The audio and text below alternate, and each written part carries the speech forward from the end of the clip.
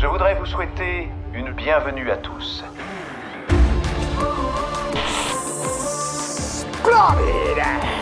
C'est le rendez-vous des glandules là ou quoi?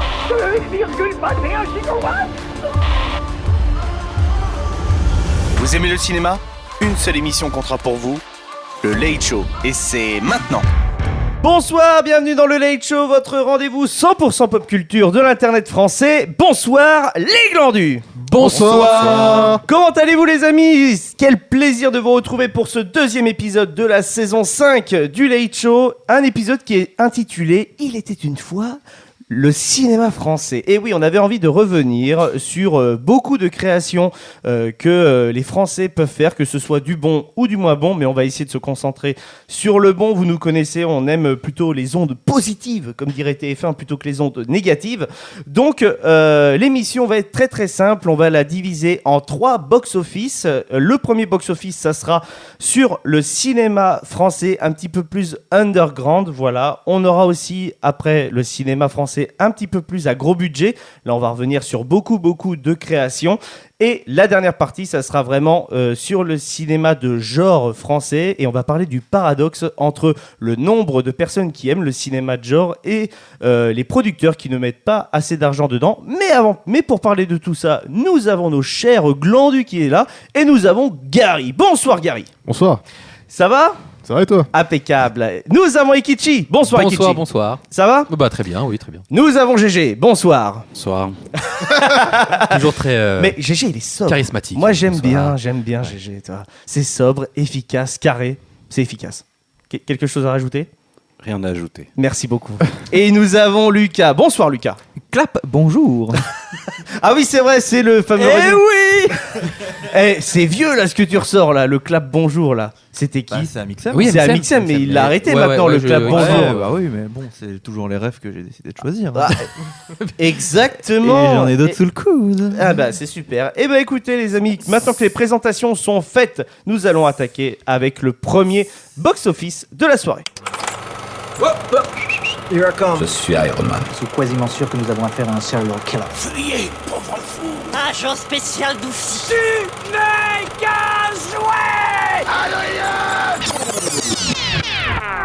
Donc, nous attaquons ce premier box-office pour parler un petit peu du cinéma plus underground, puisque le 30 novembre, Fumer fait tousser, le dernier film de Quentin Dupieux sortira au cinéma. C'est un film avec un casting à 5 étoiles. Il y aura Gilles Lelouch, Anaïs de Moustier, Vincent Lacoste, Jean-Pascal Zadi, Alain Chabat dans le rôle de la marionnette. Bref, du très beau monde. On pourra même retrouver le Palmacho. D'ailleurs, petit extrait audio de Fumer fait tousser.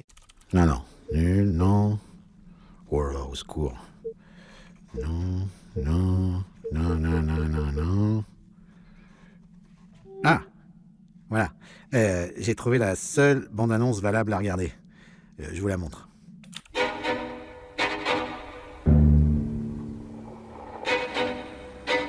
Il y a mon fils qui vous a reconnu et vous croyez que c'est possible de faire une photo avec lui? On s'appelle État à force, mais en réalité, il faut que tu saches, on est tous contre la cigarette. Fumer, c'est nul. Ça fait tousser. Donc, après ce petit extrait audio de Fumer fait tousser, j'avais envie de parler justement de Quentin Dupieux parce qu'il arrive quand même à déplacer des personnes quand même très connues de la scène française, en tout cas du cinéma français. Et pourtant, je suis sûr qu'autour de la table, si vous demandez qui est Quentin Dupieux, est-ce que tu as déjà vu un film de Quentin Dupieux à l'entourage, à votre entourage proche ou à peut-être un peu moins proche, globalement, la réponse sera quasiment nulle, ou en tout cas, ils vont vous sortir un film. Et souvent, quand vous sortez cet exemple, ils vont vous dire « Ah, mais c'est pas un film d'Eric et Ramsey ?»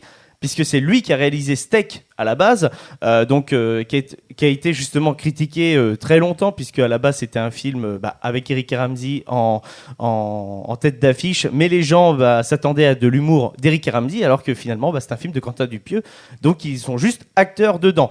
Ekichi, est-ce que c'est pas le cas un peu ce que je dis Complètement. Déjà, moi de base, je suis pas quelqu'un qui a les rêves des réalisateurs, etc. Qui est les noms de réalisateurs, oui, les noms, je connais des noms, mais jamais quand je regarde un film, c'est vrai que des fois, le réalisateur peut être extrêmement connu, je ne connais pas, j'ai pas la rêve quoi. Et effectivement, comme tu dis, ni le nom de ce monsieur m'est connu Et voilà, je pense que même un film de lui, comme tu dis, à part Steak, effectivement, dont j'ai la ref, très Steak, lointaine. tu as la ref quand même. Ouais. Donc, ça date, hein. J'étais Ah oui, un ça gamin, ça date. Et je me souviens, je l'ai regardé en étant persuadé effectivement que c'était un film d'Eric Ramsey classique. Et au final, j'étais ok. Et non, pas du tout.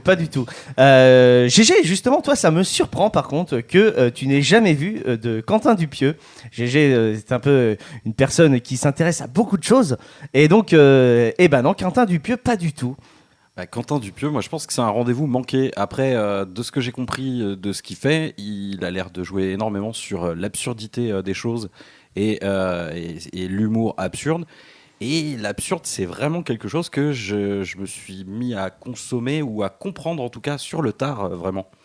Et ce qui fait que à chaque fois qu'un film de Dupieux sort, je me dis « Ah ouais, j'irais bien le voir ». Et souvent, le temps de faire mon processus décisionnaire, et il est plus en salle. Globalement, qui peut être assez long. GG n'a pas été voir Le Visiteur du Futur à cause de ça. Le processus décisionnaire a eu raison de la sortie du Visiteur du Futur. Autour de la table, par contre, je sais qu'il y a une personne qui consomme du Dupieux, en tout cas qui en a déjà vu, c'est Lucas. Vu et écouté, évidemment. Vu et écouté. Monsieur Oiseau. Et oui, parce qu'en fait, Quentin Dupieux, vas-y, parle-en un petit peu de ce côté-là. Quentin Dupieux, en plus d'être réalisateur, c'est une personne qui fait de la musique électro sous le pseudonyme de Monsieur Oiseau. Voilà. Et c'est souvent lui qui fait la musique de ses films.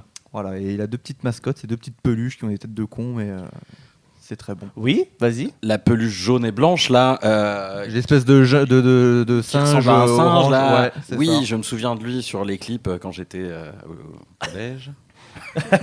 C'est vieux, c'est très vieux. Ça commence à être lointain, les enfants. Si toi aussi tu commences à être vieux, lâche un commentaire. Vraiment, le truc YouTube pour ramener le maximum de monde, ça me déglingue. Les coms lâchés, ça me tue. Bref, donc voilà. Je sais que Gary, par contre, tu n'es pas du tout adepte de Quentin Dupieux, en tout cas dans le cinéma. Justement, c'est le côté un peu absurde où justement, tu n'as jamais entendu parler de ce gars-là. Non, jamais entendu parler pour ma part. Pour ça, si vous pouvez me dire quel film il a sorti. Justement, tiens, on va en parler parce que moi, je l'ai connu en fait grâce aux Fossoyeurs de films et au cinéma de Durandal, qui ont été très justement précurseurs pour en parler sur Internet de ce tome. Et je crois que le Fossoyeur de films a sorti une vidéo sur Au Poste. D'ailleurs, je crois que c'est un des derniers Dupieux que j'ai vu chez moi, et après les autres, je les ai vus au cinéma. Et Durandal, globalement, Durandal, il en parle très très régulièrement en fait de Quentin Dupieux sur sa chaîne, et c'était franchement très intéressant à chaque fois. Mais Quentin Dupieux, je l'ai découvert avec son premier film, donc un de ses premiers films qui s'appelle Rubber, le fameux pneus télékinésiste qui tue des lapins dans un désert. Voilà, donc c'est justement incroyable. Et donc, mais ce qui est intéressant avec Rubber, mis à part le synopsis qui est un petit peu barré et déjanté, c'est que c'est une prouesse technique puisqu'il fait partie du premier opus en fait qui est réalisé tout au Canon 600D. À l'heure actuelle, au studio, nous avons un Canon 700D. C'est un Canon en fait qui est plus performant que celui qu'il a utilisé pour faire ces 3 films, donc Rubber, Wrong et Wrong Cop, qui ont été faits uniquement en Canon 600D. Voilà. Ok. Donc voilà, c'est ça qui est très intéressant. Et par contre, c'est un mec qui s'est jamais interdit de tourner en anglais malgré qu'il soit français.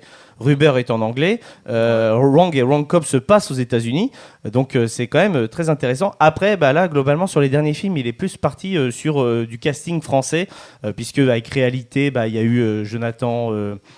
Je sais plus comment il s'appelle. Lequel Damien Baïzé? Oui, Damien Baïzé. Ouais, Jonathan Lambert. Lambert, voilà, Jonathan Lambert et Alain Chabat qui sont dans le film. D'ailleurs, Jonathan Lambert fait une performance incroyable dans Réalité puisque il joue un producteur. À chaque fois que Alain Chabat va le voir, il change, il se travestit. Bref, c'est une pépite. Alors justement, Réalité, moi c'est un film que j'aime beaucoup. Le synopsis de Réalité est très simple, c'est on va suivre la tombée en folie d'un homme suite en fait à ce syndrome de la page blanche.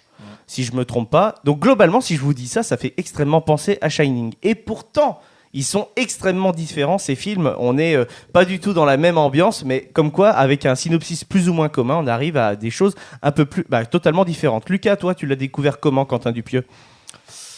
Eh bien, je crois que je l'ai découvert au moment où il a sorti Au Poste.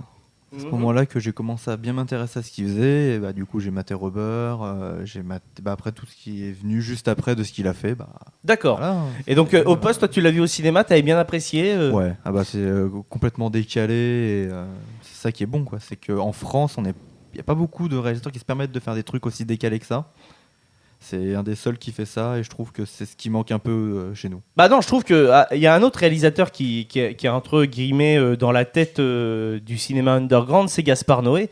Aussi que l'on peut dire, il est entre le cinéma de genre et le cinéma underground avec ses derniers films, comme par exemple, je crois qu'il a fait un moyen métrage avec Béatrice Dalle et Charlotte Gainsbourg où ce sont des sorcières qui sont sur un bûcher, etc. Je ne me souviens plus du nom, c'est un nom latin. Et puis dernièrement, il a sorti Climax. Je ne sais pas si vous l'avez vu. Climax, c'est assez intéressant avec Sofia Boutella. Pareil, c'est des noms qui ressortent, qui ont été tournés aux États-Unis. C'est des grosses personnalités. Gaspard Noé, GG, par contre, toi, tu en as entendu parler aussi.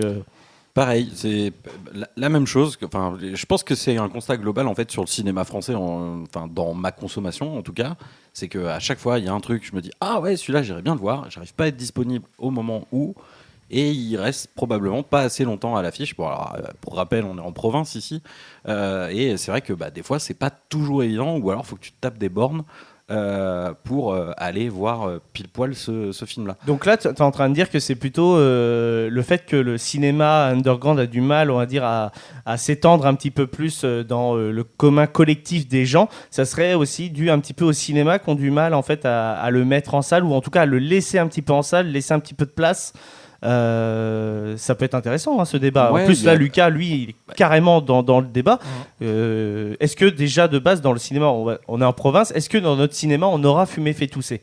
Ah oui, ça on l'aura. D'accord, ok. Donc déjà on aura Fumer fait tousser. Je me bats pour avoir tous les trucs un peu comme ça. Donc, c'est ce qu'il faut, hein. Il faut des personnes un peu plus comme ça dans le cinéma. Mais je suis assez d'accord avec toi, GG. Tu remontes 10 ans en arrière, les films de Dupieux, c'était très très compliqué pour que nous on les voit. Au moment de réalité, il n'est pas du tout passé dans la région par où on habite. Hein.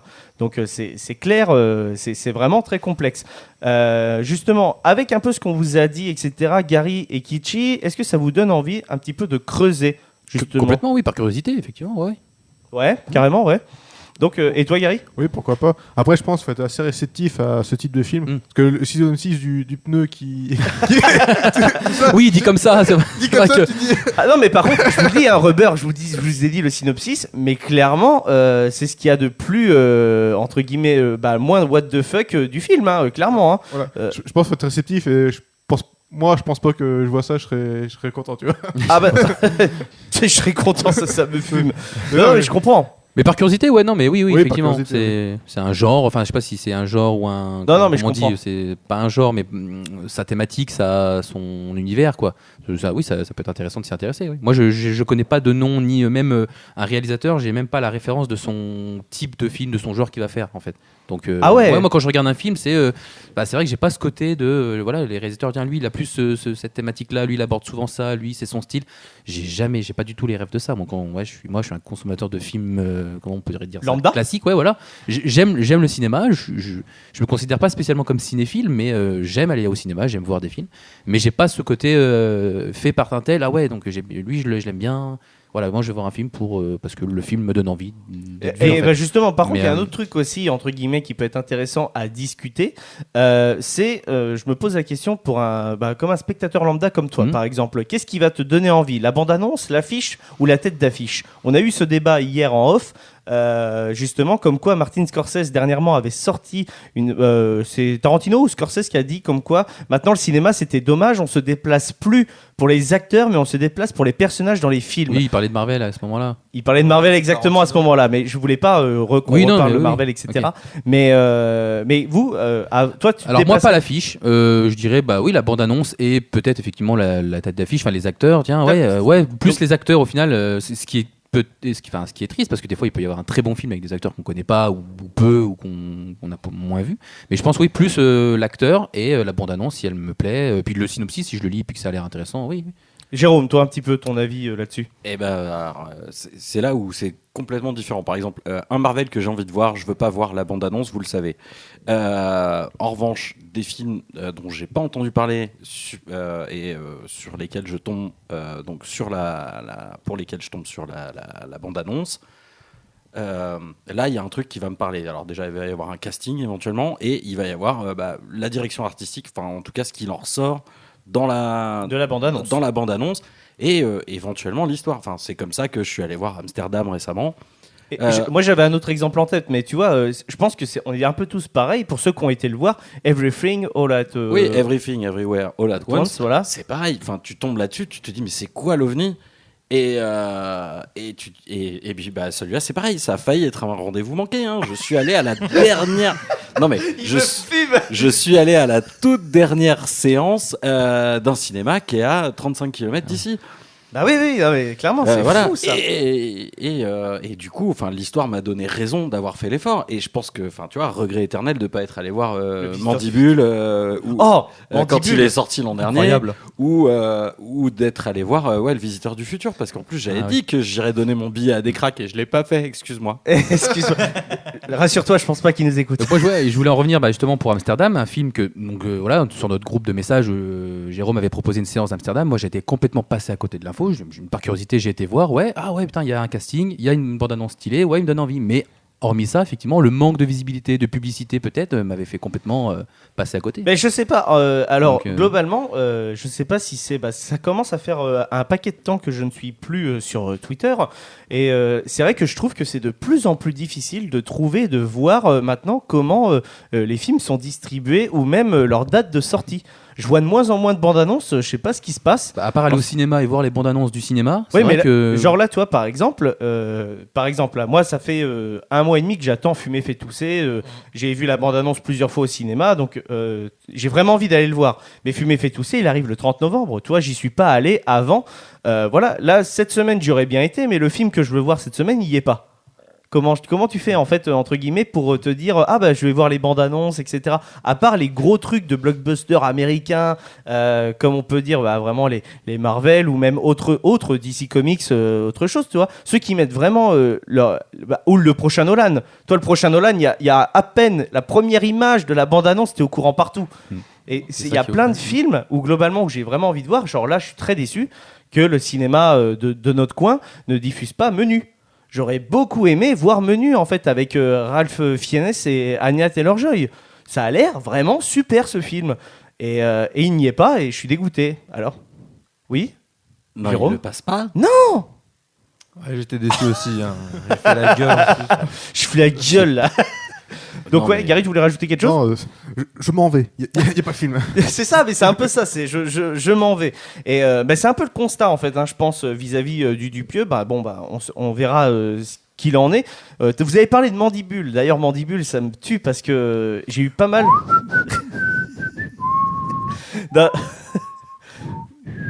Incroyable ce moment ASMR, incroyable. Ouais, mais oui, mais de toute façon, la bande son est incroyable, le film est incroyable. Très drôle, très drôle. La mouche marionnette, incroyable. Ouais, mais non, franchement, en vrai, moi j'ai beaucoup aimé Mandibule. D'ailleurs, quand j'en ai parlé à des gens, je leur ai dit c'est un film de Quentin Dupieux, mais là il est quand même très proche de ce que pourrait faire l'humour du Palmacho dans ses sketchs en fait. C'est vraiment les mêmes personnages qu'on peut retrouver, c'est une prolongation des persos quoi. GG. Ouais, mais tu vois, moi je pense que c'est pas anodin, puisqu'il est vachement sur l'absurde et qu'ils choisissent des humoristes qui le sont aussi. Vous parliez tout à l'heure de Steak qui est avec Eric et Ramsey. Eric et Ramsey, moi c'est un duo de comiques avec lequel j'avais énormément de mal parce que justement ils jouent vachement sur le côté ridicule des choses, sur le côté absurde de certaines choses. Et alors d'accord, ils font, surtout Eric dans les spectacles, dans les vieux spectacles, fait le teubé, etc. Même dans ses rôles de film. Mais ouais, oui. C'est le personnage qu'il a quand ils sont en duo là comme ça. Mais il joue énormément sur l'absurdité, tu vois. Le coup de la main dans la tour Montparnasse infernale. Tu vois, c'est un truc. C'est le genre de choses où Je suis pas prêt dans un film français. Je sais pas, voilà, dans les Monty Python, je laisse tout passer, mais Ah ouais, d'accord. tu vois, Ah, c'est intéressant. mais là, je sais pas, ouais, Ouais, enfin, voilà, j'ai eu longtemps du mal avec ces choses-là, et c'est pas anodin en fait que Dupieux il aille chercher des mecs comme le Palmacho qui sont tout le temps à aller chercher la petite bête en plus pour Mandibule. Mais qui savent jouer plusieurs personnages. Oui, ils savent jouer plusieurs personnages, mais à aller chercher donc la petite bête, le truc absurde dans tu vois, leur sketch sur ce vendeur de meubles suédois, voilà, où il y a une cliente qui arrive et qui prononce mal le nom d'un meuble. Mais non, mais l'autre, elle m'a complètement buté avec son ch'temeul. Non mais ils sont vraiment trop forts, le Palmacho, il y a rien à dire, c'est fou. Mais là vraiment, Dupieux, on sent qu'il a vraiment aimé le personnage des hippies, en tout cas que le Palmacho a fait.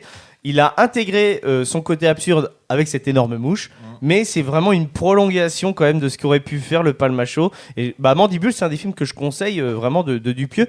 Lucas, toi, pour nos amis glandus qui n'ont pas encore eu le rendez-vous avec Quentin Dupieux, quel film tu leur conseilles pour commencer?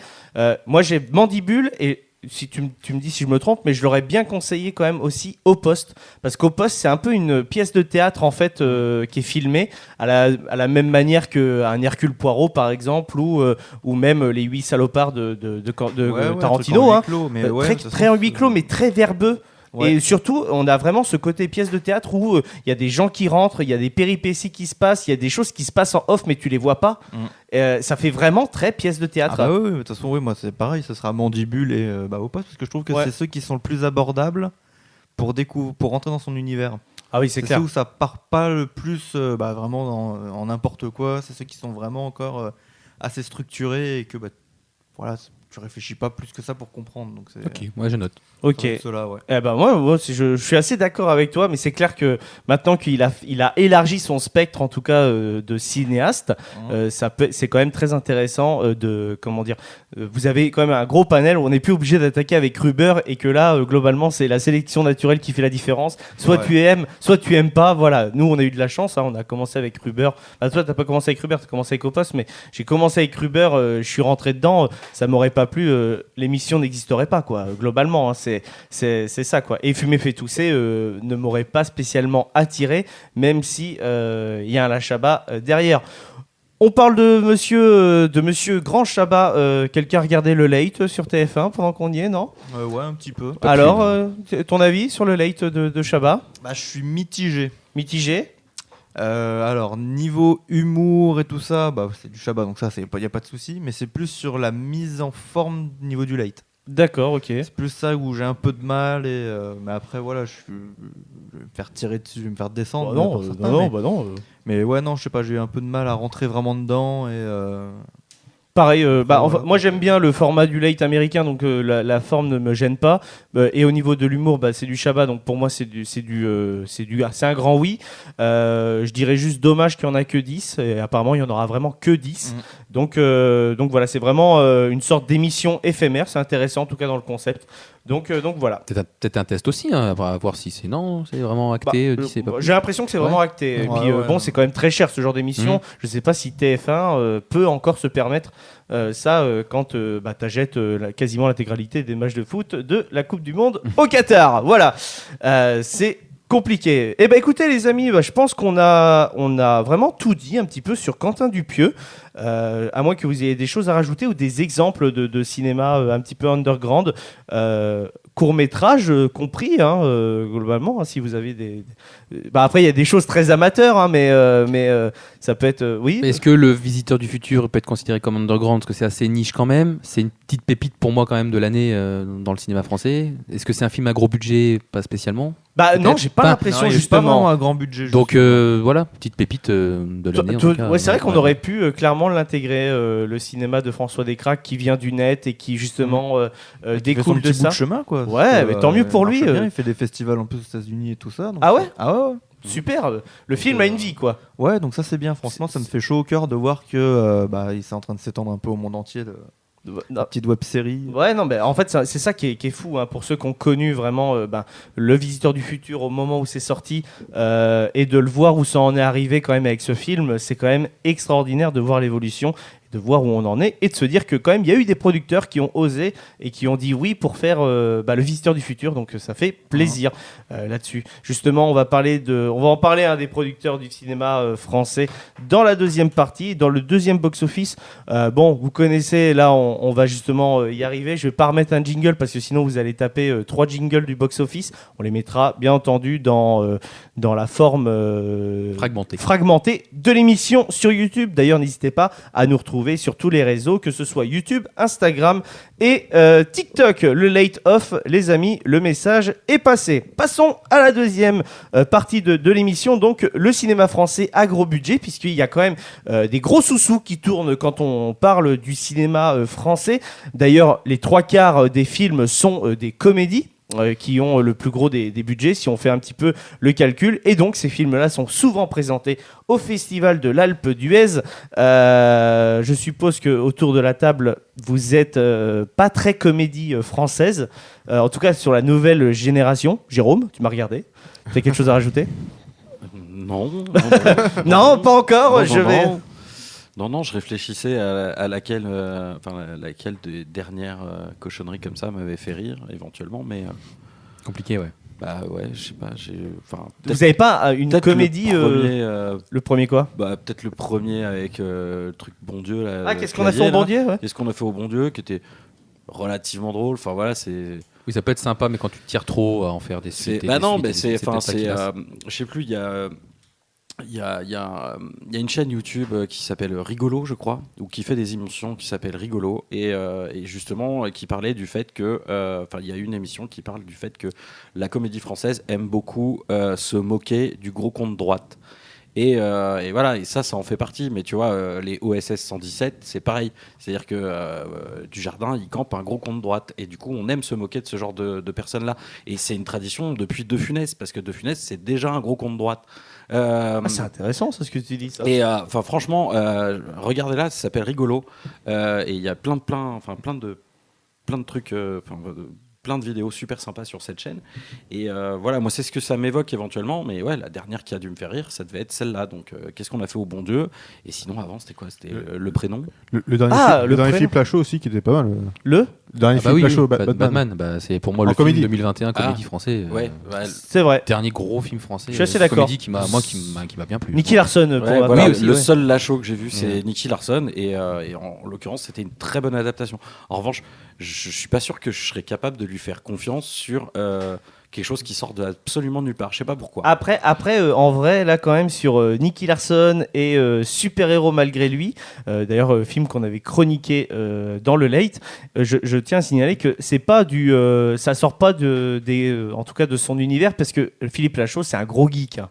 Il a il maîtrise ça. Et il maîtrise de fou, et il sait exactement faire les bonnes références, etc. C'est vrai que Super Héros Malgré Lui, moi j'ai beaucoup rigolé dedans. Je pense que ça serait vraiment la dernière grosse comédie vraiment qui m'a fait vraiment rire au cinéma.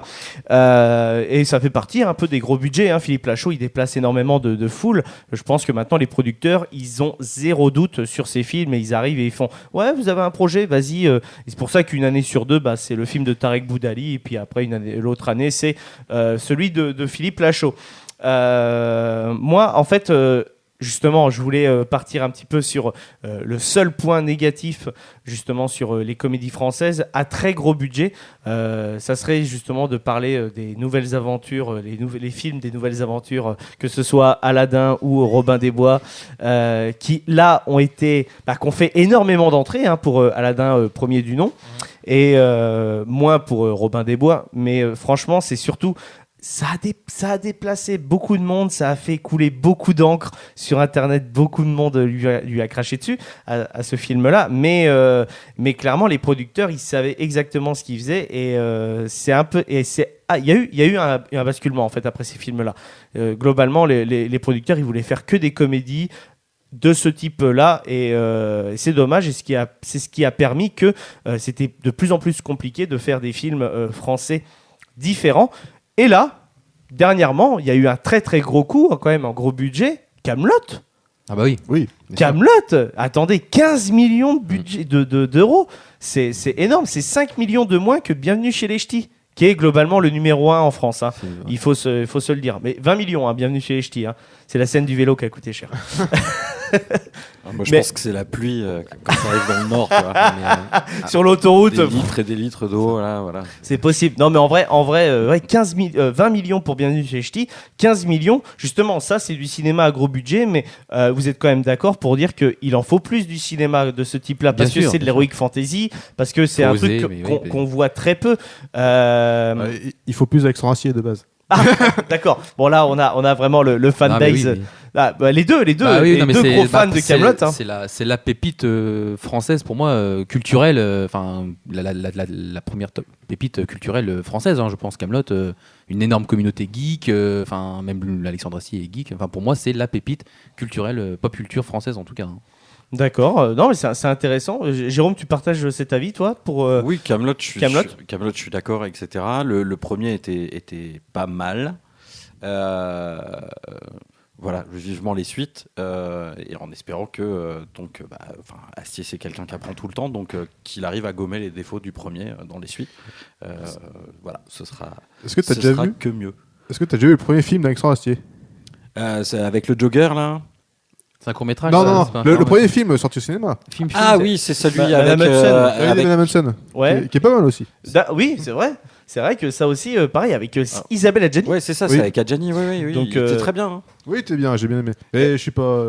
Positivement. Ça, c'est plutôt le film, l'histoire qui t'a pas inspiré, peut-être sur Madame Hudson, si? Quand tu lis le scénario de base, non, ça m'inspire pas. Mais vu qu'il y a Alexandre Astier, ça m'intéresse quand même. D'accord, oui. Avec celui qui l'a fait en plus, tu vois. Parce qu'il a joué dans d'autres films aussi. Mais il joue dans LOL. Il joue dans LOL, qui est un des très. Dans un des Astérix, je sais pas quel aux Jeux Olympiques. Justement, on parle des gros budgets. Et si on parlait d'Astérix? Il fait parler, hein. Il fait parler le prochain Astérix avec ce fameux Jules César, si vous ne l'avez pas vu. Cette vanne, là j'ai déjà Lucas qui est quand même le plus jeune autour de la table, cette vanne te fait mal. Je sais que c'est pas du tout ta culture musicale, mais mis à part ça, est-ce que ça reflète pas un petit peu le fait qu'on n'a pas trop d'inspiration pour faire des choses liées à la société actuelle, alors que quand on prend Mission Cléopâtre, c'est un sans faute. Tu vois ce que je veux dire ? Ouais, de toute façon, je pense que le prochain Astérix va surtout se reposer sur le fait qu'il y a un gros casting. Ouais, mais c'était le cas déjà à partir des Jeux Olympiques. Ouais, mais du coup, je pense que ça va beaucoup jouer sur ça, parce que au final, il va y avoir une rafle de caméos, mais c'est ça qui est triste, hein, limite. On vend un film pour pas pour les acteurs. C'est limite ça, pas réellement pour le scénario. Les gens, ils vont c'est voir comme le le film 3 pour alors. voir que des gens. Mais c'est comme le 3 alors. Aux Jeux Olympiques, oui, exactement, c'est un peu ça. Mais par contre, là, tu t'es contredit, Kichi, sur le fait que globalement, tu disais que toi, tu vas plus voir pour les acteurs. Ouais. Donc finalement, les producteurs, ils ont raison, en tout cas pour un Astérix, de faire une grosse réunion comme comme dit ça. Lucas, là, ça va peut-être être trop d'enchaînement de caméos parce qu'on va avoir un tel dans la bande-annonce et. Ouais, il y a peut-être un côté trop en fait. Ouais, parce que souvent, je suis d'accord avec vous. Oui, parce que moi, comme je disais, je regarde un film quand le casting me plaît, mais pas quand il est surchargé. Si vraiment, ça peut faire un combo. Les personnages principaux. 2-3 personnages, voilà. Et là, après, ce qui vient autour, des fois, c'est un. Ça va être là juste pour combler un peu, mais. Non, mais je suis complètement d'accord avec vous. On met Zlatan par-ci, on met machin par là. Moi, ce qui me gêne énormément, c'est que c'est sur la franchise Astérix, et je trouve que, en fait, on n'a pas besoin de mettre autant de monde dans ce genre de film, puisque déjà de base, les histoires d'Astérix sont quand même intéressantes à suivre, que ce soit en dessin animé, en BD, surtout qu'en plus on part de matériel et d'histoires déjà écrites. Si tu fais des adaptations, tu as juste à suivre. Je ne comprends pas.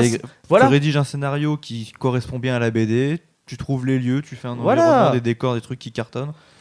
T'as moyen de faire un truc qui claque pour pas forcément inviter trop de personnes et te concentrer vraiment juste sur l'histoire, sur une trame basique, quoi. Jérôme. Alors, c'est bizarre quand je vous entends, j'ai l'impression que vous n'avez pas vu Au service de Sa Majesté, quoi. Parce que en l'occurrence, c'est plutôt simple, etc. Et c'est nul. C'est vrai. Pas ouf. Franchement, je veux dire, la seule qui sauve le film, c'est le Mercier, quoi. Oui, en Reine d'Angleterre. Non, pas en reine d'Angleterre. Ah, en c'est servante. c'est la gouvernante. La gouvernante de. Voilà, et puis il va y avoir une espèce d'idylle avec Obélix. Et voilà, ça c'est un moment drôle. Mais alors le reste, c'est une platitude. Ah oui, mais totalement. Mais là, je vois pas le rapport. Donc là, finalement, tu dis que le scénario est plutôt simple et que ça suffit peu. Ça suffit non, mais plus. du coup, voilà, le dernier en date, c'était celui-ci. Il n'y avait pas des caméos de partout et machin et nanan. Il n'y avait pas un cast de fifoudingue qui rameute les foules. Bon, bah là, je pense que la production, elle met toutes les chances de son côté. Parce que du coup, si elle n'a pas suffisamment confiance en son scénar et le reste, et ben elle mise sur ah bah vous avez vu, il va y avoir Big Flo et Oli. Ah, vous avez vu, il va y avoir Relsan. Ah, puis il y aura même Angel. Qui joue Falbala. Voilà, qui joue Falbala. Ah, ça nous change de Laetitia Casta, pour le coup. Ça c'est sûr.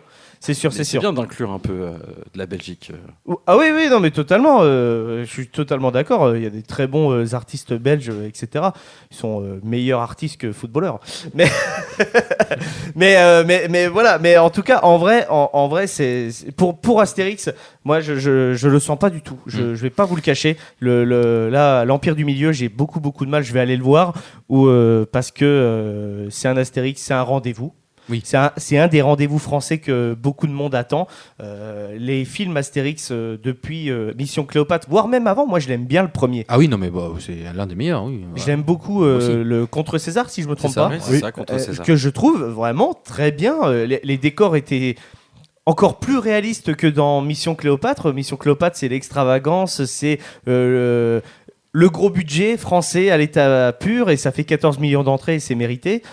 Astérix Contre César, c'est un peu plus intimiste, mais c'est carrément dans l'esprit d'Uderzo, je trouve, ce qui n'est carrément plus le cas sur, par exemple, les Jeux Olympiques ou Service de Sa Majesté. Heureusement qu'en termes d'animation, Alexandre Astier est revenu avec Louis Clichy pour faire les deux films qu'il a fait. Donc, Potion magique, je crois, et Le Domaine des Dieux. Et Le Domaine des Dieux. Moi, j'ai une grosse préférence pour Le Domaine des Dieux, parce qu'on part d'une histoire qui est connue, en fait, même si Le Secret de la Potion magique, ça reprend le coup du menhir, un peu plus ou moins, mais quand même. La partie en kaiju à la fin, voilà. Je suis un peu plus mitigé quand même sur le deuxième, mais... Ouais, mais il y avait des idées de réal de ouf dans certains plans, etc. Moi, je suis désolé, quand ils vont voir l'apprenti druide qui multiplie les pains et que sa tronche, elle se retrouve exactement devant une roue de... Enfin voilà, et que du coup... tu sais à qui on fait référence absolument.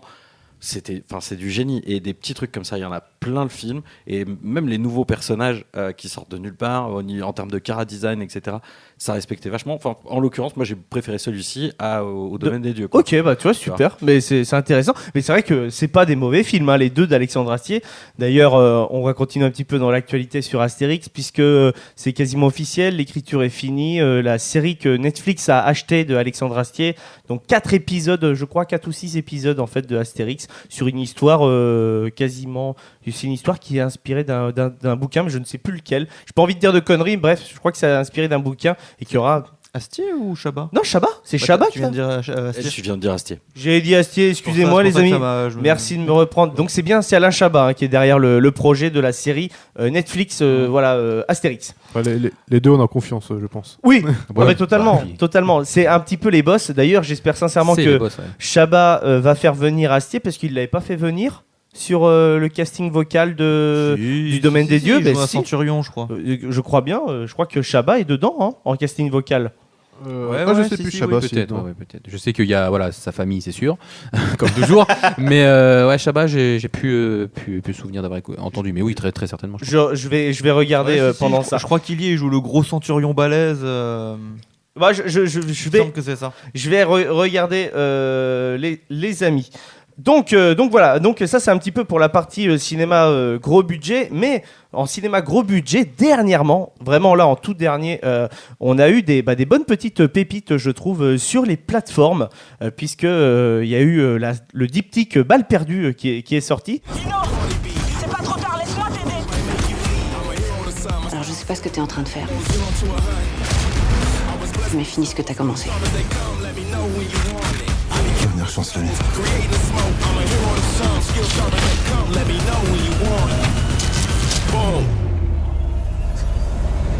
antes de dir.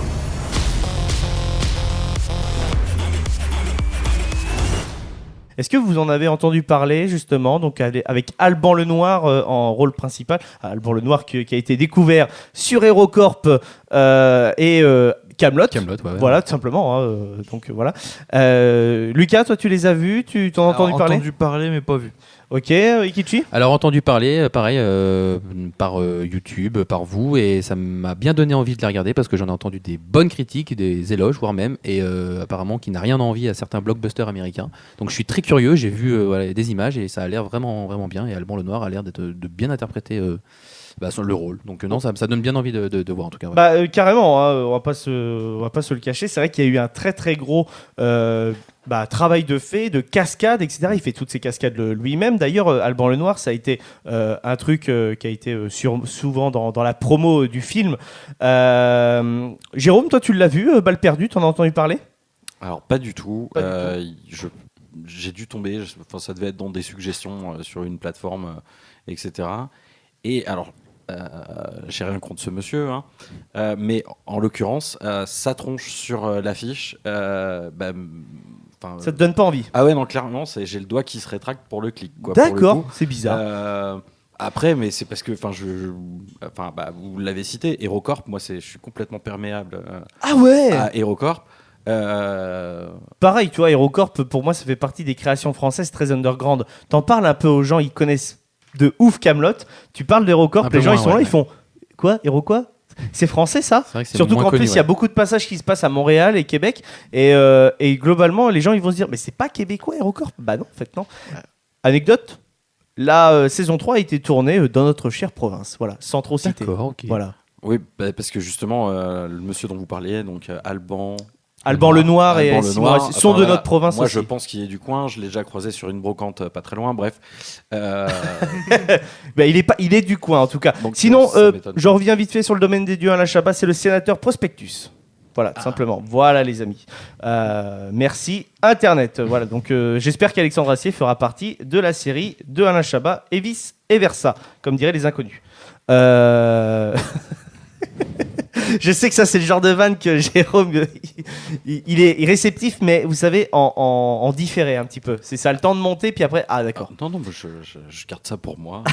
J'ai pas besoin d'exploser. Sinon au niveau de Balle perdue, toi Gary, Alban Lenoir, tu l'as rencontré aussi comme nous. Oui, voilà, on a mangé avec lui. À côté de lui. Non, quasiment. À côté, on a mangé. Ouais, on vous racontera cette anecdote un jour si vous voulez, bien entendu. C'était d'ailleurs très cocasse. Mais ça te fait plaisir de le voir un petit peu justement sur des gros projets comme ça, comme Balle perdue, qui sont des films qui marchent bien sur Netflix. Et en plus de ça, c'est très bien réalisé. Moi, j'ai beaucoup apprécié le travail du réalisateur. Et Alban Lenoir fait un travail de fou en termes de chorégraphie, de cascade. D'ailleurs, je vous conseille d'aller sur YouTube, d'aller regarder le Netflix Club qui est présenté par Clara Runaway. Voilà, et qui interviewe Alban Lenoir pour un petit peu des conseils justement de cascade, etc. Voilà quoi. Ah mais je ferai mon propre avis parce que je savais pas du tout qu'il y avait ça sur Netflix. Perdu. Tu vois. Et oui, Alban Lenoir, pour le rencontrer en vrai, c'est une personne très sympa. Il joue très bien, alors oui, c'est un plaisir de le voir sur des gros trucs. Oui. Ouais. Je suis assez d'accord. Et après, dans les grosses productions françaises, j'avais plus envie de vous parler là d'un petit coup de cœur plutôt personnel, les amis. On va être un petit peu... Voilà. Moi, j'ai découvert le cinéma français, pas sur les comédies, mais plutôt sur des films un petit peu plus sombres, un petit peu plus noirs, comme les films policiers.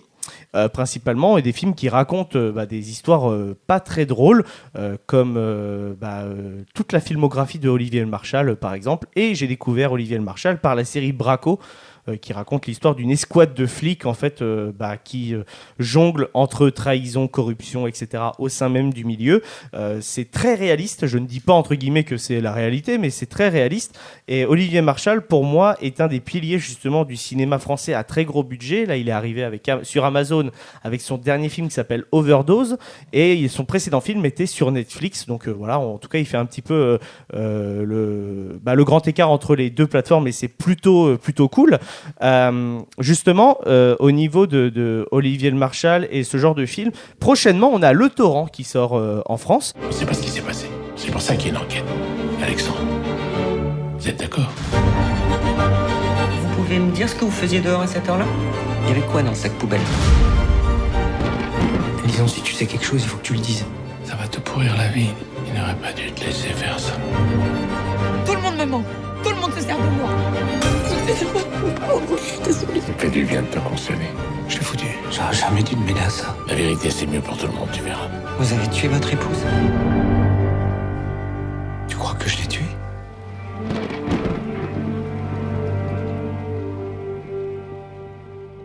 Je sais que Jérôme, toi, c'est un film qui t'intéresse. Ouais, tout à fait. Ouais. Quand j'ai vu la bande-annonce, en plus d'aller chercher José Garcia. José Garcia pour le prendre dans un rôle genre hyper sérieux, etc. Enfin voilà. Nos comics, les bons comics, c'est là où ils sont le meilleur, c'est quand ils sont pris à contre-pied. Et Garcia, il sait faire ça.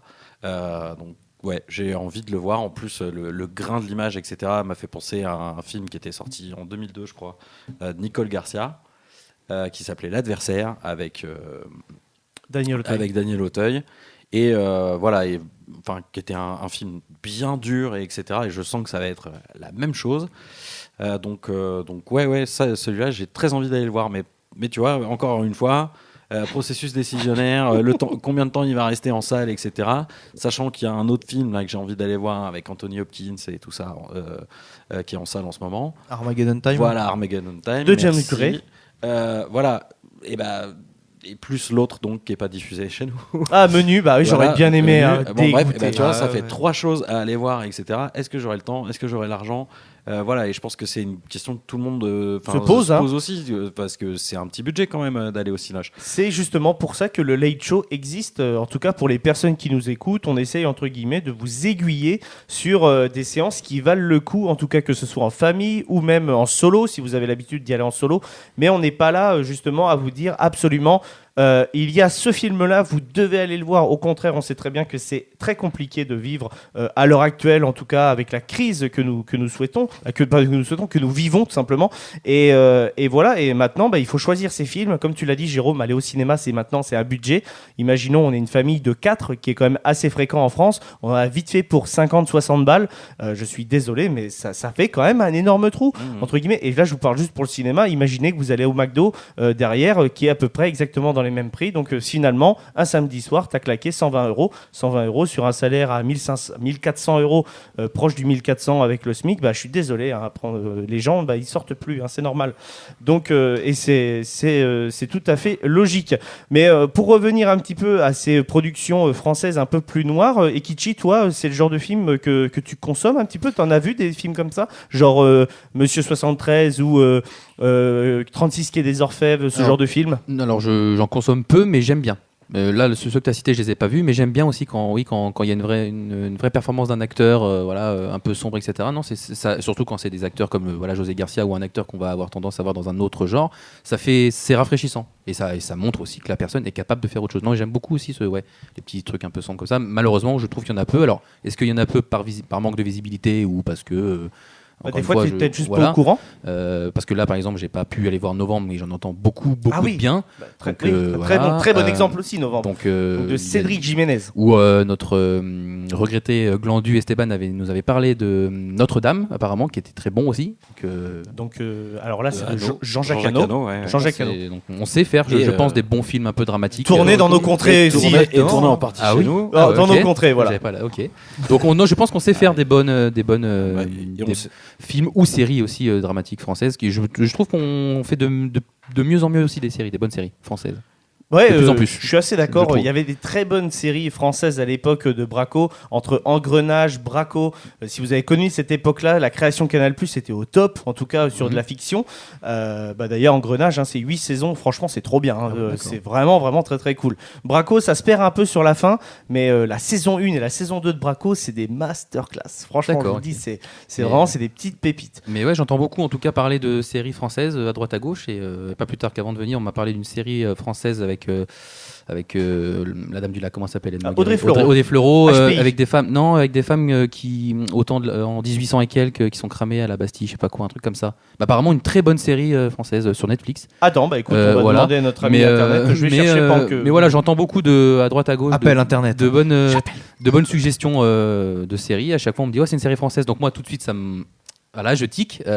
Pourquoi j'ai pas d'argument? Parce que je sais pas, on me dit français mais en tout cas je pense qu'on sait faire de plus en plus ça. Et moi j'ai en référence la seule série française que j'ai beaucoup appréciée, date de 2012, c'est Nos Limites avec Vincent Elbaz. Ok, mais c'était genre pas une production de Besson ou c'est une production spéciale TF1. TF1, c'est ça. Mais j'avais beaucoup apprécié et ça, je sais pas, j'aime beaucoup cet acteur aussi, Vincent Elbaz, qu'on ne voit malheureusement plus trop. C'est vrai. Mais j'avais beaucoup aimé cette série qui sortait pas mal du lot pour moi et voilà. Ok, non, mais Nos Limites, d'accord. Vous aviez des petites références aussi, justement? Je pense qu'elle est très très très peu connue. Non, mais c'est intéressante. Donc la série que tu nous parlais justement, Kichi, c'est pas le Bazar de la Charité avec C'est ça, Audrey voilà, Fleurot. exactement, voilà. Donc le Bazar de la Charité qui était disponible apparemment, qui a été diffusé sur TF1. Voilà, en France sur TF1 et elle est également diffusée mondialement sur Netflix. C'est ça, voilà. Apparemment, voilà. Toi, tu as des exemples de films de ce type-là, un petit peu plus sombres, Gary? Oui, un film récent que j'ai beaucoup apprécié, c'est Eiffel. Oh, d'accord. Je sais pas si vous l'avez vu. Non, j'ai vu la c'est avec bande-annonce, Romain mais Duris. C'est ça, ouais. Je sais pas qui est le réal de ce film. On va appeler Internet. Mais non, mais voilà, ce film était vraiment bien pour le côté historique. Et voilà, c'est aussi un film assez triste quand tu le regardes. D'accord. D'accord, ok. Donc c'est assez dur à regarder, mis à part le côté historique. Et sinon, c'est Martin Bourbilon qui l'a réalisé. Voilà. D'accord, bravo lui. Bravo. Non. GG, t'as un exemple de film? Après, Gary, on revient vers toi si tu veux. De films un peu plus sombres, à part le torrent qui te chauffe. Moi, j'ai cité les films d'Olivier Marchal. J'en ai un dernier à citer qui serait Carbone. Si vous vous intéressez un petit peu justement à l'arnaque de la taxe carbone, il y a deux trucs que je vous incite à regarder. C'est Le Roi de l'arnaque, donc les rois de l'arnaque sur Netflix, et Carbone, voilà, qui sont globalement liés par la même histoire. Carbone, qui est un très très bon film d'Olivier Marchal. Oui. Ouais, non, du coup, dans les films de Marshall, moi, le seul que j'ai vu, en l'occurrence, c'est 36 quai des Orfèvres, qui est une masterclass, franchement. Auteuil, Depardieu, au meilleur de leur forme. Tu peux y aller les yeux fermés, mais ouvre les grands. Joliment dit. Sinon, dans les trucs un peu durs, il y a Police de Maïwen. Oui, oui, bien sûr. Qui était une tuerie. Bien sûr. On parle d'aller chercher des talents que t'as pas comme ça sous le pif. Va me trouver Joe Star et mets-le en Condé. Tiens, voilà, hop, complètement à contre-pied. Complètement à contre-pied. Et en Condé qui s'occupe de la pire des tâches, c'est les crimes sur les mômes, quoi. Horrible. Bref, horrible. Mais ce film est vraiment génial. En plus, il y a le côté intimiste de la photographe qui est chez les flics, etc. Bref, franchement, à voir. Sinon, dans les films, alors je sais pas, c'est pas si sombre que ça, mais c'est un peu fantastique et un peu drame. Moi, j'aime bien ces choses-là. Il y avait Chambre 212 qui est sorti il y a 2 ans, je crois, avec Camille Cotin et Benjamin Biolay. Et c'était une tuerie. C'est un couple qui va pas. Il y en a un qui se barre dans une chambre d'hôtel en face. Et du coup, elle le retrouve. Ouais, c'est ça. C'est elle qui part de la maison, qui va dans un hôtel juste en face de la maison. Et dans cette fameuse chambre 212, en sortant de la salle de bain, elle retrouve son mec, mais avec 20 ans de moins, comme il était quand ils se sont mis ensemble. Du coup, elle se met à discuter avec, et de comment ils en sont arrivés là, à ce qu'elle finisse par se barrer de chez elle, etc. Franchement, voilà, ce genre de film-là, pareil, je dis Camille Cotin, mais il y a un autre film avec Cotin qui était super sympa, avec Lucchini aussi. Comment il s'appelle C'était. Ah mince, je l'ai noté, je le retrouve même pas. Ah si, Le Mystère Henri Pic. Ok. Sur des beaux petits films là. Regardez en tout cas, tu les vends bien. Du coup, vous voulez du cinéma français où les gens ils vont pas spécialement l'avoir vu, etc. Mais il y a quelque chose. Et pareil, celui-là. Déjà, Lucchini, Oui, il n'a plus rien à prouver. Est-ce qu'il a encore quelque chose à prouver, ce monsieur? Voilà, Camille Cotin, c'est pareil. C'est une très bonne actrice. Et là, en plus, il y a une vraie direction artistique. Alors c'est sûr, on n'est pas du tout sur du Gaspard Noé à ce niveau-là. Ah oui, non. D'accord, mais voilà, il y a de l'image travaillée. Je pense à toi, Esteban, qui nous écoute, qui aime les plans travaillés, un peu symétriques, etc. Ou avec les règles des tiers, etc. Vas-y, fonce, regarde ça, tu vas kiffer. Moi, je pense plutôt à ce genre de film-là. Voilà, non, mais c'est super intéressant parce qu'en fait, on est vraiment sur l'opposé en fait de la première partie de l'émission qui était vraiment plus sur le cinéma underground, donc clairement plus auteur. Là, on reste sur du cinéma quand même plus mainstream, mais on est d'accord quand même pour dire que les Français, en termes de drame et de cinéma un peu plus sombre, on est quand même bon. Et il faut qu'on continue à faire ce genre d'efforts pour produire des films dans le paysage français de ce type-là, parce que ça vaut le coup et on sort de très très bonnes histoires. Mais après, je pense sincèrement qu'on a une place aussi à retrouver dans la comédie. On était bon dans la comédie. Jérôme ? Dans la comédie, il y avait des choses absolument super avec cet acteur qui est décédé il y a 1 ou 2 ans là. Bakri. Jean-Pierre Bakri. Tous les films de tous les films de Agnès Jaoui. Voilà, avec Agnès Jaoui. Voilà, ça c'est de la comédie, de la vraie, et c'est pas du je te fais des vannes et je t'enfonce mon coude dans les côtes pour que t'aies bien à la ref. Non, c'est subtil. Voilà, non mais c'est de l'humour subtil et etc. Machin chose. Souvent en plus c'est des adaptations de pièces de théâtre. Et ça c'est bon, ça c'est succulent, c'est ce qu'on veut en fait. Et là il y a la finesse de notre langue déjà dans les textes et dans les discours, les dialogues des personnages, mais aussi dans le reste quoi. C'est travaillé. Et c'est ça qu'on veut. On ne veut pas juste être pris pour des neuneux, alors qu'on nous vend un casting 4 étoiles et demie avec que des caméos quoi. Voilà. Référence Astérix, l'Empire du Milieu. Non, mais après, ce qui a peut-être changé, c'est pas la comédie, c'est l'humour aussi, malheureusement. C'est avec tu penses ? Ouais, je pense qu'on peut plus se permettre de faire des films comme. Là, j'ai revu récemment, il y a quelques jours, il est passé à la télé, Les Trois Frères. Et on voit clairement que c'était une autre époque en fait. Mais alors à l'heure actuelle, on pourrait plus faire ce genre de vannes. Ah, oui, c'est pas dit. Ouais, mais ça n'a rien à voir, tu vois. Ça aussi, c'est des trucs où ça arrive avec ça met les pieds dans le plat tout de suite et ça arrive avec ses gros sabots, tu vois. Enfin, tu vas voir un film avec les inconnus, tu sais très bien que tu vas te bouffer de l'inconnu. Mais quand tu vas le voir un film des inconnus, tu veux des inconnus. Non, mais déjà tu veux des inconnus. Bah ouais, voilà. Derrière, voilà, il y a d'autres comédies qui sont pas, qui sont scénarisées par des gens dont c'est le boulot et qui sont pas allés prendre des star talent pour vendre leurs films et tout ça quoi. Voilà, ça c'est vraiment autre chose. J'ai pas de. Est-ce que j'ai un exemple des années 90 à te donner là-dessus? Moi, il y a un film. Chabat, finalement, les débuts de Chabat au Cinoche, c'est un peu ça. C'est-à-dire Didier, par exemple. Il fallait qu'il arrive à s'extirper de sa condition de je suis un nul et je viens de Canal et c'est tout.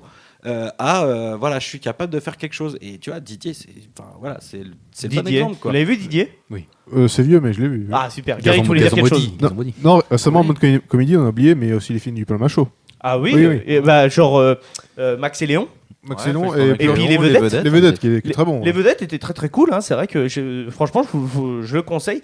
Petite préférence pour Max et Léon, pour ma part c'est le côté historique que j'aime bien. Et puis on retrouve vraiment le côté du Palma où il se déguise pendant tout le film.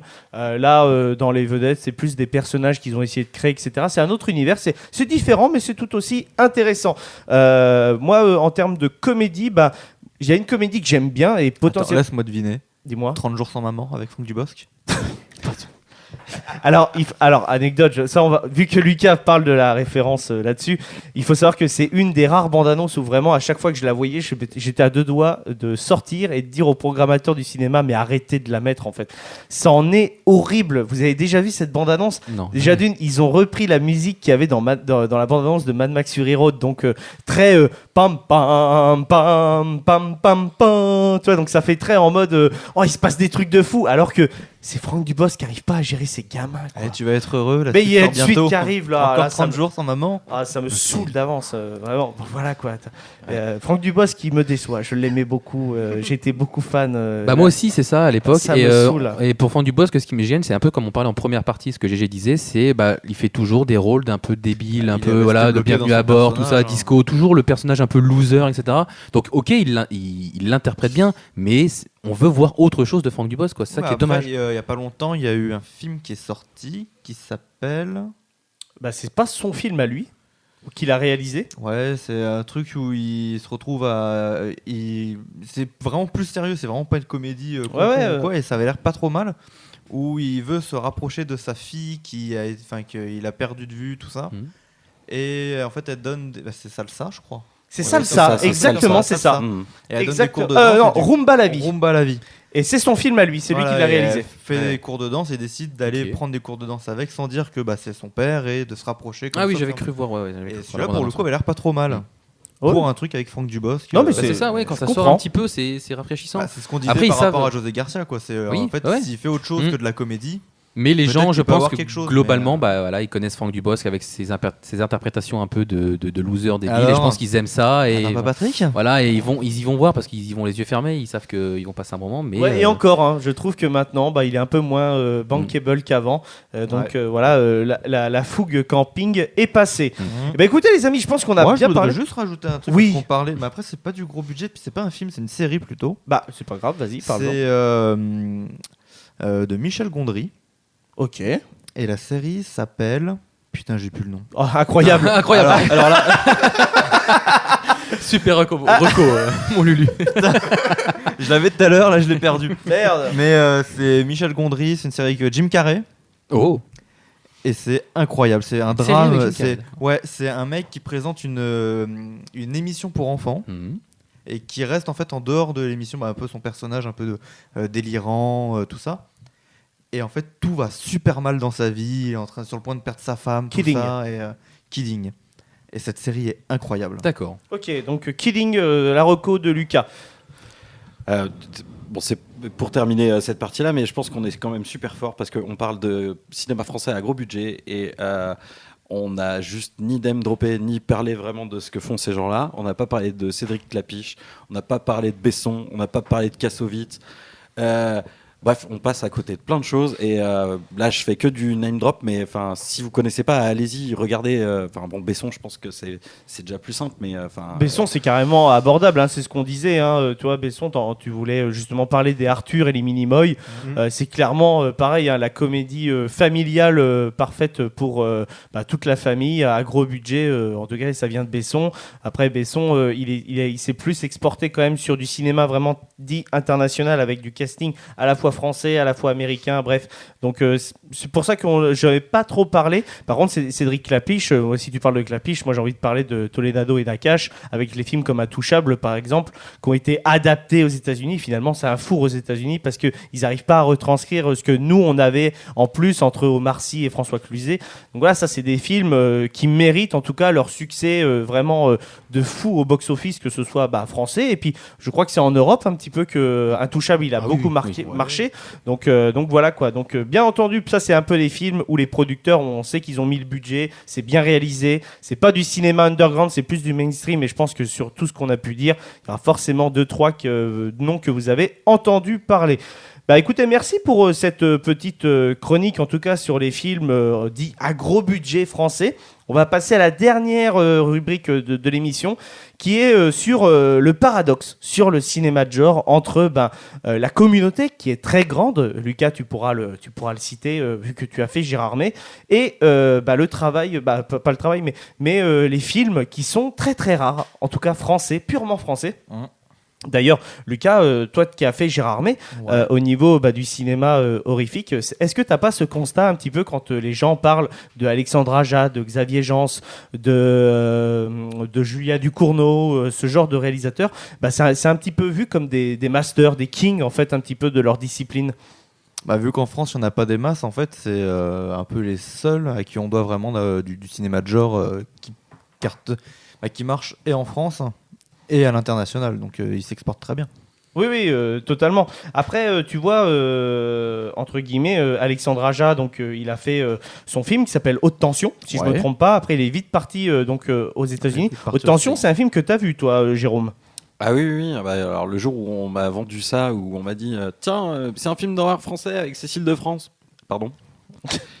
Et là, tu mates ça et franchement, au début, toute l'exposition, elle est super calme, super douce et tout, c'est cool. Et après, la tension, tu la lâches pas et tout est dans le titre, quoi, parce que franchement, voilà, vous avez votre soirée d'Halloween à 2h du matin avec le son à fond. Rien que le son, vous n'avez même pas besoin de l'image. Ça vous met bien mal à l'aise, il n'y a pas de problème. D'accord. Et c'est ça qui est fort aussi, c'est que c'est un film d'horreur qui, en plus d'être gore, met mal à l'aise. D'accord. Ouais, c'est cringe, quoi. Quand tu le regardes, t'es en mode, t'es pas bien, quoi. Et ça, c'est super fort. Donc voilà, mais après j'ai cité bien entendu Alexandre Aja, Xavier Jeance, mais on a aussi Pascal Laugier qui avait fait quand même Martyr, film ultra gore. Je sais pas si vous en avez déjà entendu parler, Martyr. Tu vois un peu le concept, Kichi, Gary, vous voyez un petit peu? Non, ça me parle pas. Tout simplement, Martyr, c'est on suit en fait deux femmes qui sont enfermées dans une maison et ils vont être torturés pendant tout le film. Jusqu'à une révélation finale qui est plutôt glaçante, sans trop vous dire, voilà. Mais globalement, c'est un film qui est très gore et justement qui a ce côté très malaisant en fait derrière. Et c'est un peu ça en fait le constat du cinéma français de genre, c'est qu'on arrive à la fois à la mêler de la violence, du message, mais aussi le côté très malsain de ce qu'on est en train de voir. Quand on regarde un film français de genre, globalement, on en ressort avec une sensation pas en mode « Ah, et si j'allais prendre mon petit McDo quand même après mon petit Halloween », tu vois. C'est pas du tout le même style de film que les Américains, ils arrivent à faire. Et c'est pour ça que des auteurs comme Alexandre Aja ont réussi en fait à percer aux États-Unis. Alexandre Aja, il est arrivé aux États-Unis pour faire le remake de La Colline à des yeux. D'accord. Donc voilà, c'est lui qui a fait les deux derniers, les deux plus récents, si je me trompe pas. Et Xavier Jeance, lui, il est parti, il a fait Hitman. Donc Hitman, le premier film Hitman avec Timothy Olyphant. Et puis là, globalement, dernièrement, il travaille sur une très très bonne série que je vous conseille, qui est Gang of London. Je ne sais pas si vous en avez entendu parler. Gang of London, c'est une série justement qui parle des différents gangs que l'on peut retrouver à Londres. C'est un peu du rock'n'rolla, mais une sauce beaucoup plus réaliste. Rock'n'rolla est très extravagant, c'est très Guy Ritchie, voilà.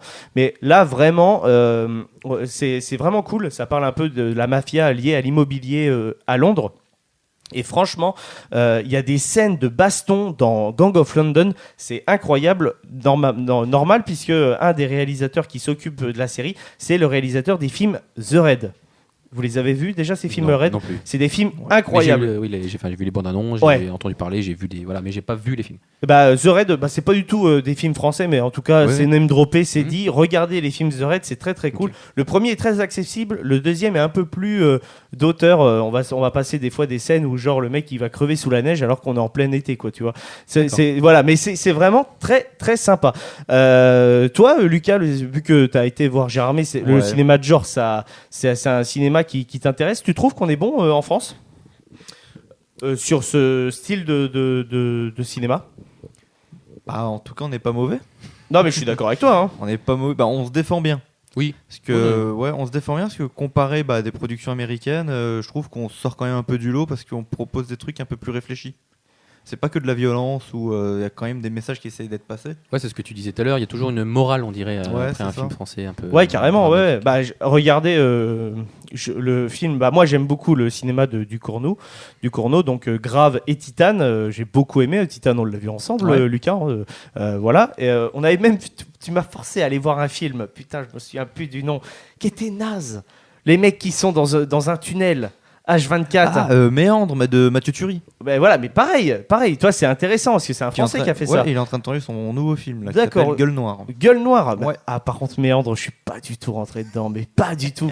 Par contre, Alexandre Aja, j'ai bien aimé son dernier film qui est avec l'intelligence artificielle sur Netflix. Mélanie Laurent, qui en suit Oxygène. Voilà, magnifique. Si vous ne l'avez pas, regardez-le. Okay. C'est très bien. C'est un huis clos. Il y a un petit twist final à la fin. Et ce que j'ai beaucoup aimé, c'est que vu que c'est Alexandre Aja, il a vraiment, vu qu'il y a beaucoup de voix dans le film, il a été prendre des comédiens de doublage. Et on retrouve en voix principale qui l'accompagne pendant tout le film, Eric Herson Baccaral, donc qui est la voix de Daniel Craig qui est le comédien de doublage qui s'occupe principalement de la voix de Daniel Craig sur les James Bond en tout cas. Donc et il est crédité en tant que Eric Herson Baccaral, ce qui était le cas sur les God of War, les comédiens de doublage, le premier God of War, les comédiens de doublage sont name droppés, en tout cas en générique, Frédéric Soutrel et tout ça. Là, dans le deuxième, c'est plus le cas. Donc, petite déception. Là-dessus, je comprends pas Santa Monica qui renie en fait le travail que les Français ont fait dessus. Surtout qu'on est bon, on est très bon, on est l'un des meilleurs pays, si ce n'est le meilleur pays dans la comédie de doublage. Donc, je suis assez d'accord. Donc voilà. Et toi, vu que à Gérardmer, est-ce qu'il y a un truc tu conseilles ce festoche quand même pour... Ah oui, je le conseille beaucoup. Hein. C'est toute une ambiance. Déjà, le fait que ça se passe à Gérardmer, déjà, le village, la village-ville, je sais pas vraiment comment définir. C'est plutôt une petite ville. Ouais, une petite ville. Déjà, l'ambiance que c'est au milieu des forêts avec un lac.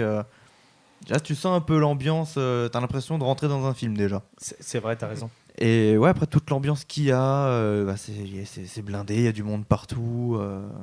Et puis moi, ce que j'aime aussi à Gérardmer, tu me diras ce que t'en penses, mais vu que c'est que des fans de ce type de film-là, même les séances en elles-mêmes, même si le film il est pas spécialement bon, il y a une ambiance qui génère au sein de la salle. Et en fonction de la salle que tu as été voir, parce que pour vous expliquer un petit peu le concept du festival de Gérardmer, c'est que tout le festoche s'étend sur toute la ville. C'est-à-dire que c'est pas que dans un cinéma, il y a 7 cinémas. C'est 4 cinémas en fait qui se répartissent les séances. Et en fait, tu es obligé de te déplacer en fait en fonction des horaires pour aller voir les films sur les différents cinoches qui diffusent les films au moment où tu veux les voir. Mais c'est des cinémas éphémères ou il y a vraiment 4 ciné dans la ville? Il y en a un qui est éphémère, je sais, parce que c'est dans une salle type salle des fêtes. Ouais, d'accord. Ouais, il y en a un c'est éphémère, t'en as un c'est un petit truc style MJC. D'accord. T'en as un, c'est dans un casino. Ouais, il y a un gros, c'est le casino, c'est ça.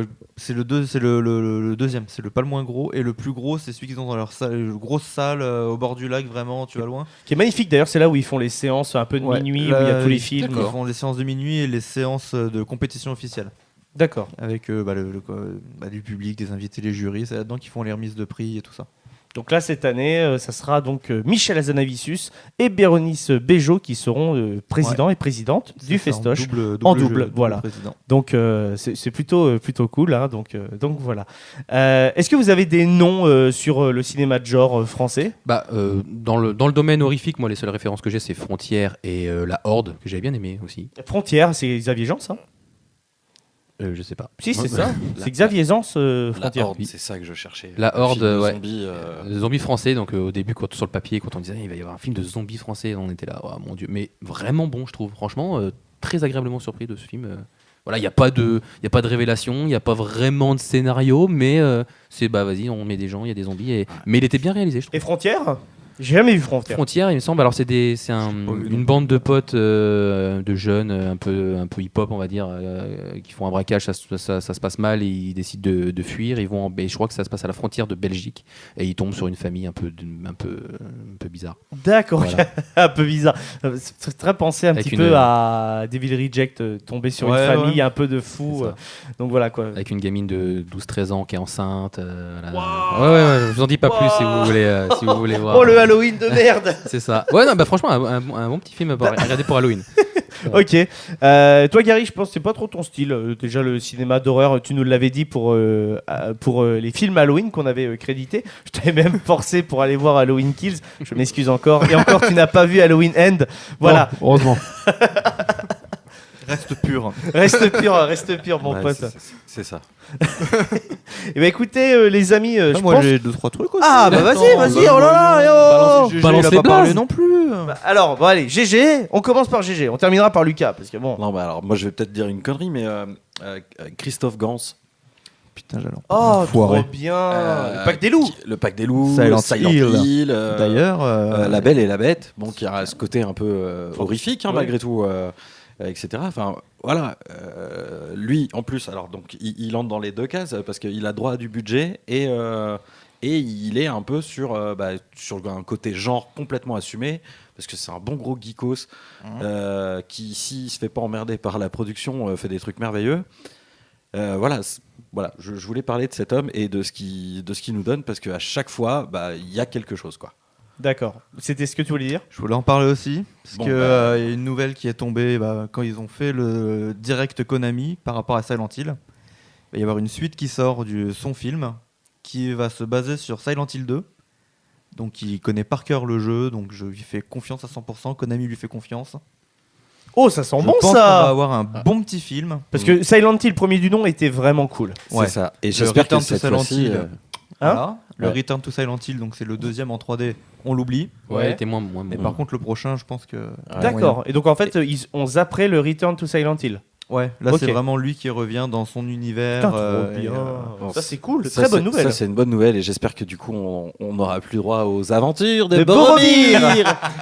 Ah oui, Karim Parce que Debache. franchement, Ah oui, non mais puis après, en autre film un peu de genre, je pensais à Shetan.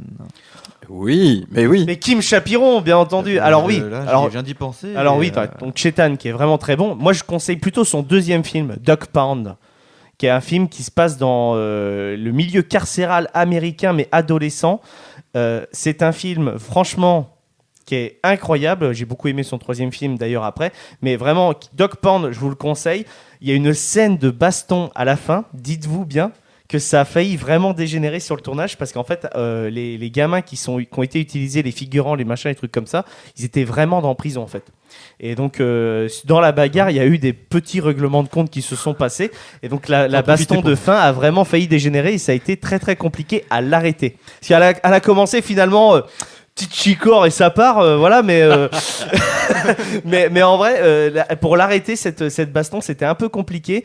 Et moi, j'ai beaucoup aimé peut-être son dernier film en date, parce qu'après, il est parti sur Guyane, une série de Canal, pour faire ça que je n'ai pas vu du tout. Mais Kim Chapiron, la crème de la crème, je vous la conseille. Ça raconte en fait un petit peu le monde des écoles de commerce français. Des très hautes écoles, en fait, vraiment avec les bizutages, le trafic inter-école, etc. Et donc, c'est franchement une petite pépite avec ces fameuses scènes où tous les élèves chantent le lac du Connemara, parce que c'est l'hymne en fait de HEC, il faut savoir. Donc, franchement, très très cool de Kim Chapiron. J'aime beaucoup son cinéma. Franchement, c'est cool que tu en aies parlé. Là, j'y ai pensé là comme ça d'un coup. J'y ai pas pensé, toi. Là, je repense à un autre que j'ai vu, Gérard May, c'est Ogre avec Anna Girardot, qui est très bon aussi. Beaucoup dans le non-dit, mais incroyable. Ok. Séance, d'ailleurs, Edgar Wright assis de rang derrière moi. Oh, la pression. Je vais péter à la gueule, mais j'ai pas voulu. Oh, pourquoi ? Non, tu kiffes Edgar Wright. Ah bah oui, non mais quand je dis c'est vraiment, j'avais mal au bide et j'en ai lâché une, il était pas loin. Bravo. Ah, tu as pété à la gueule, c'est ça que t'as dit. Pas péter la gueule. J'avais compris pété aussi. La gueule, moi aussi. Moi j'avais bien saisi que c'était. on parlait de flatulence. Oh là là, non. Tiens, mon petit Edgar. Attention. Il n'y avait pas grand monde, en plus il nous dit, mais c'est le pire. C'est moins il y a de suspects, plus il sait que ça va être toi. Non, j'ai dit pas grand monde peut dire ça. Ah oui. J'ai pété à la gueule de. C'est ça, comme dirait Bill Murray, personne te croira quand tu leur montreras. Et vous parliez de Shetan, etc. Moi, il y a un truc qui me fait hurler de rire quand je vois ce film-là, alors que pourtant il n'est pas très drôle. Hein. Non, carrément pas. Non. C'est la tronche de Vincent Cassel. On dirait on dirait le daron dans La famille de la jungle. Oui, n'est-ce pas? Mais non, enfin, Elsa, tout va bien se passer. Ah, il me fume, bordel. Ah, les imitations de GG, mais putain, il va falloir que ça soit une chronique à lui tout seul, vraiment. On lui met une liste de personnages, il doit les interpréter du mieux qu'il peut. Voilà. Nigel de la jungle. On parlait d'Alban Lenoir. Ouais. Call of the Dead. Call of the Dead, voilà. Moi, je voulais laisser Gary mi-temps, en parler, mi-temps. parce que Gary, c'est un des rares films, vraiment, où on a mangé avec Alban Lenoir, bien entendu, mais surtout, on a été au cinéma avec lui et Simon Astier, donc dans leur contrée, pour voir Call of the Dead. Call of the Dead, film qui est un ovni français qui est en 2 parties, donc une partie beaucoup plus mise en place et début très horrifique, et après ça part totalement dans un délire au film de Tarantino de zombies ou de Robert Rodriguez. Pas Shaun of the Dead, mais Ouais. Mais c'est gore, Ouais. il y a du vomi partout. Bref, moi j'ai pas passé une très bonne séance parce que bon, j'aime pas trop le vomi. Du vomi.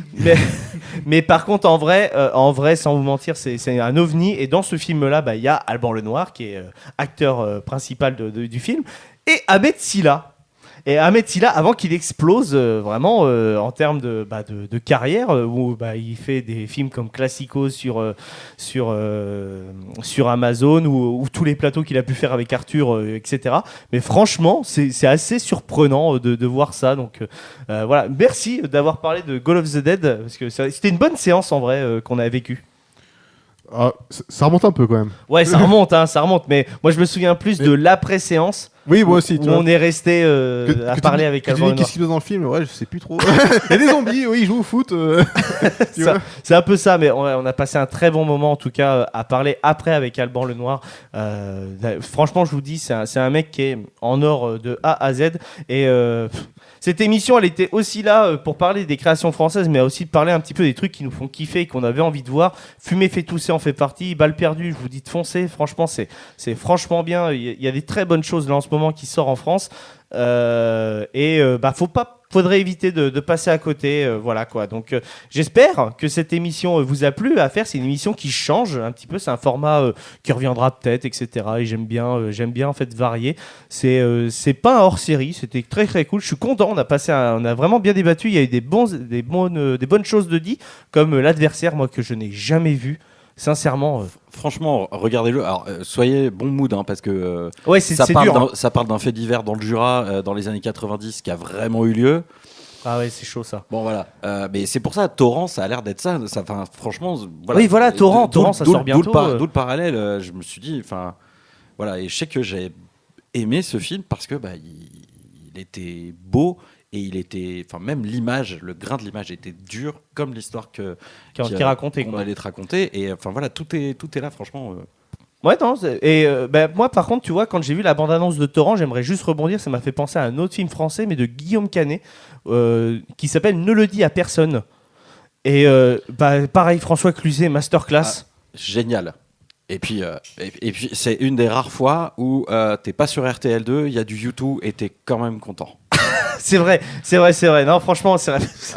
C'est vrai que sur RTL2, ils passent tout le temps du YouTube. C'est un truc de fou, ça.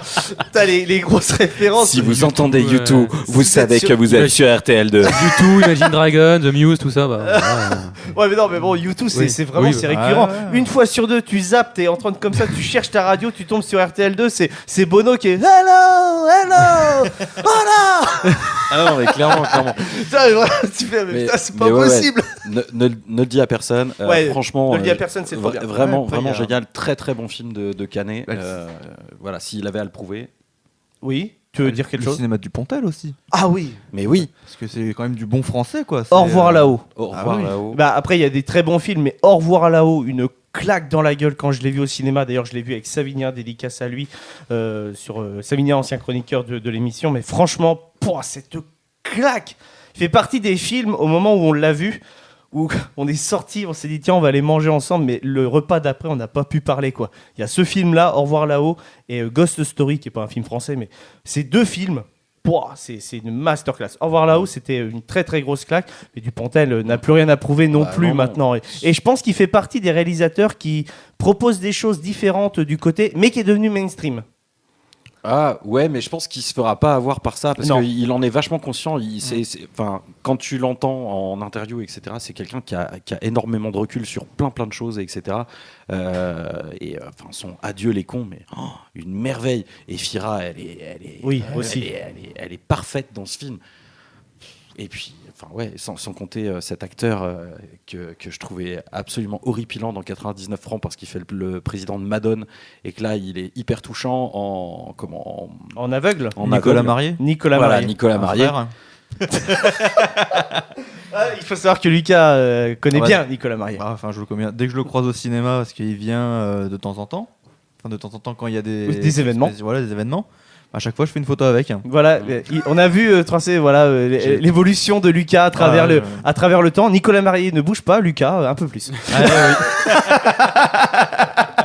Bon bah écoutez les amis, c'était super. Merci beaucoup de nous avoir écoutés sur cette émission. Je vous redis les réseaux sociaux, comme d'habitude, le Late Off sur Instagram, sur TikTok, et vous pouvez nous retrouver sur les plateformes d'écoute. Si vous ne le faites pas, on est sur Deezer, Apple et Spotify et Google Podcast. Donc je vous remercie beaucoup les glandus pour ce soir. C'était vraiment très très cool. On se retrouve très prochainement pour un nouveau Late Show, pour encore plus de cinéma. C'était un peu moins pop culture, mais ça fait plaisir. Salut à tous. Salut. Busca vida.